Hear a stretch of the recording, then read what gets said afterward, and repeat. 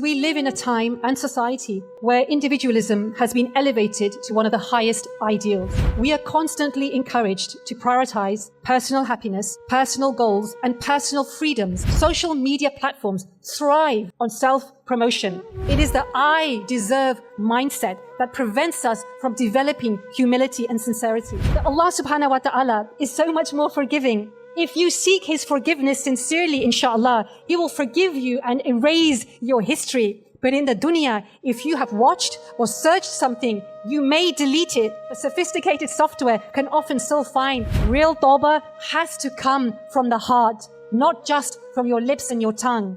Stop all the things that are leading you astray. Seek the forgiveness of Allah Almighty. Have sincere remorse and regret. Change your ways and turn towards Him through righteous deeds and knowledge. Then cultivate taqwa within your heart, which will be a constant watchdog on all that you do.